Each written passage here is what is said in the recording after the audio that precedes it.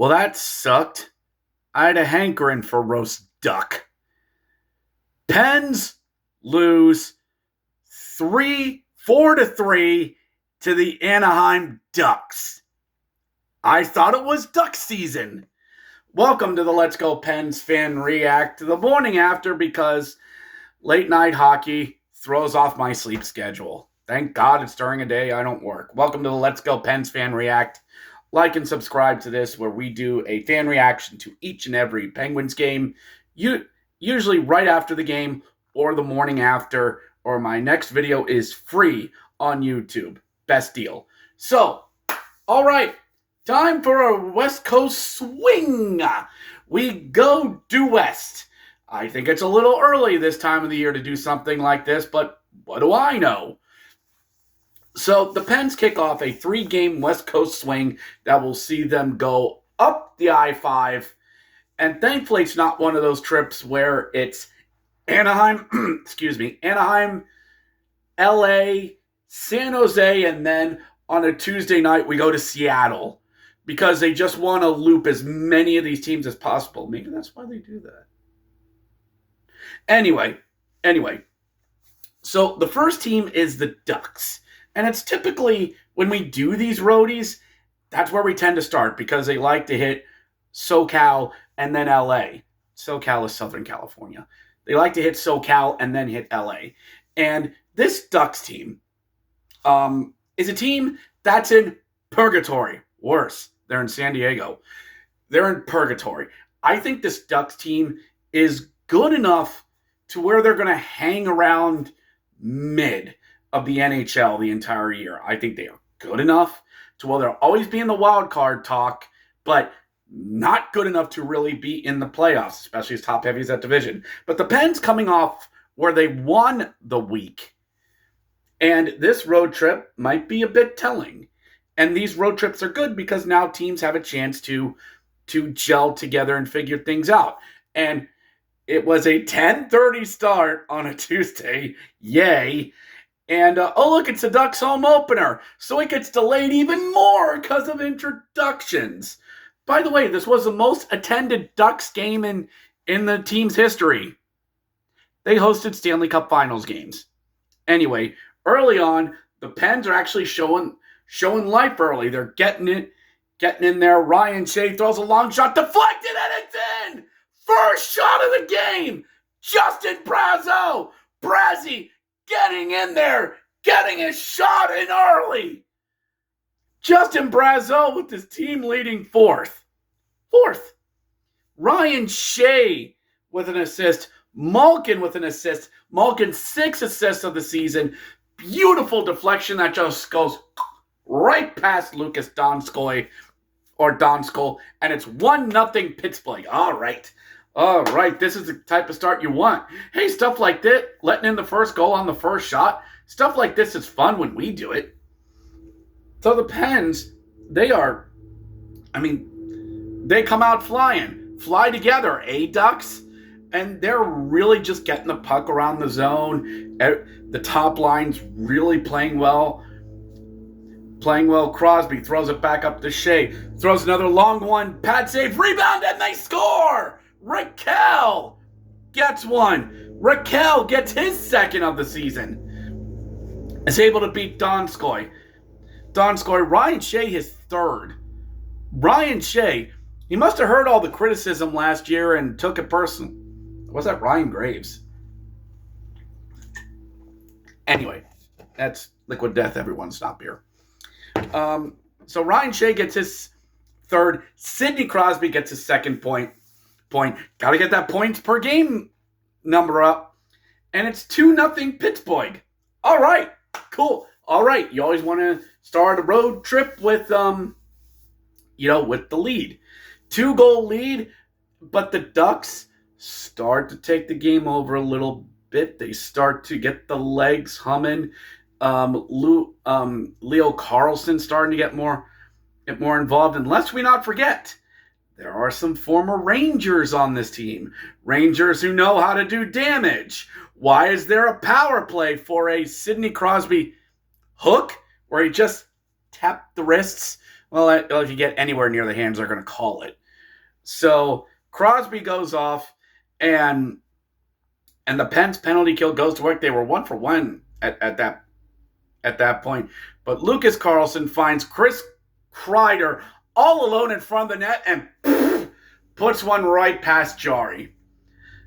And yeah, Chris Kreider, former New York Ranger, former Ranger that would always burn us and was part of one of my favorite Uncle Doc calls of score! It's Kreider! God, I miss Uncle Doc. 2-1 Pittsburgh. All right. We're fine. We're cool. It's a power play goal. Chris Kreider. The Ducks have been decent on the power play. They're 3 for 7 on the early season. So, all right, just stay out of the box, and things will be fine. And unfortunately, with less than a minute to go, Pens have the puck in the zone. Chris Letang goes to do a backhand clear. Whiffs, actually forehand, my mistake, and whiffs on it. Oh no. So I'm just going to play the puck up to the boards, and the puck goes to the boards. In comes a four center over to pinch and keep it in. But Chris Letang thinks, I'm Chris Letang. I can get by this. Tries to fling the puck out again while getting crunched. It goes right to a defenseman and throws it over. Cutter Gauthier left all freaking alone. You have 3 Penguins on one side of the ice, and who left Cutter Gauthier open? He scores because no one is covering Cutter Gauthier. No one. His third. Some other guy's name I can't pronounce. And Sheniku gets his second. We're tied at 2. Less than a minute to go. The spirit of Sully lives. All right, 2-2. We go into the second. Now Anaheim's really taking over because they're in it. The Ducks faithful, Orange County is all into it now. And actually, I got this wrong because this was the one where Letang tried to take the puck out of the zone off the board because he missed off of a clearing. And it was Chris Kreider that came over and just, bam, gets Letang. And it goes right to Drew Hollerson at the point, throws a long wrister on net, and it goes in. And I shouldn't say this about Jarry, who did have a really good night, stopped some really good point-blank chances. That's maybe one you want back. But as we often say in hockey, it's something that shouldn't have happened. Because Chris Letang decided to play hero. I mean, if Penn State, well, why are we keeping Letang around? Legacy? If Penn State can find $50 million to get rid of James Franklin, maybe we can find money to buy out Letang. Am I yelling? 3-2. So, all right, this is it. This is the Pens team we thought. 2-goal lead, gone. Lead, coughed up. Ducks taking over a bit. Pens hitting a couple of posts. Get some clean breaks. Gets shut down by Donskoy. Jarry playing really good. Keeping the Pens in it. And we just need one thing to go right. One thing. Brian Rust moves the puck. Sidney Crosby comes on the blue line. Throws one over to Anthony Mantha, who just holds the net. Shoot it to the net, you schmuck. Shoots, whiffs, what? Shoots again, and he scores! Anthony Mantha, his first. Crosby's third. Rust is first. We're tied at 3. Let's go. And why are the refs conferring? The Ducks are going to challenge for an offsides. Old mustache Quenneville saw something, and there was a case. It was milliseconds of Crosby coming over the blue line, and I think it was Mantha just striding the line and coming in. It is close. It is a borderline close call. And I guess in that situation, when in doubt, inconclusive evidence. Although that was inconclusive evidence, but it looked like a 50-50 call. And when in doubt, go with the original call. Goal stands. We're tied at 3. And we take that into the third. And, I got to come clean with everyone here. I kind of went to bed. It was already 12:30 at night. So yes, I know I don't have to work today, but no. If I was my second shift self, I could have. But late in the third, Parker Wotherspoon takes a penalty. Sure, okay. All right. PK's just got to hold it. Hold it and get us to overtime. Nick a point. I will take that in a West Coast game. Lucas Carlson behind the net. Troy Terry out in front. Kreider open and he scores! No! Chris Kreider gets us again with a $1:27 left in the game. Kreider is fourth. Troy Terry is first. Lucas Carlson or Leo Carlson, his fourth. 4-3 Ducks. And that ends it. Pens lose. Pens give up a late goal. And that's it. Wotherspoon didn't like that he got a late penalty and partially blamed himself. And Sidney Crosby was angry. Felt the team played good enough to win. Honestly, there, Sid. And I know a random hack like me doesn't carry much weight, but you guys played enough to get a point. I'm not sure this team played good enough to win. You played good enough to win for 10 minutes in the first when you had a 2-goal lead and you were taking it to Doskoy. But the Ducks took over the remainder of the game. Once they got their legs going, you took advantage of home rust from the Ducks. And yeah, Matt Dumba was in this game. He came in.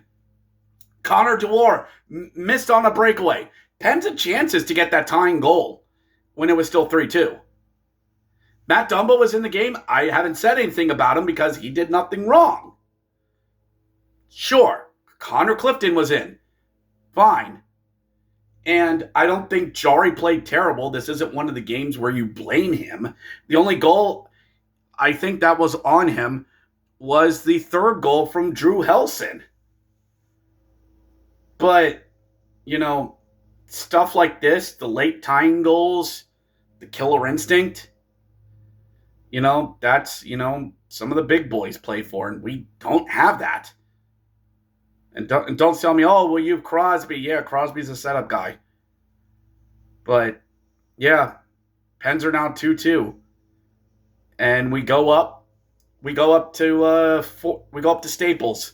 I'm not going to call it what it really is. We go to Staples to take on a Kings team that is pretty good. And then the Sharks, I don't know if we can beat them. Remember last year?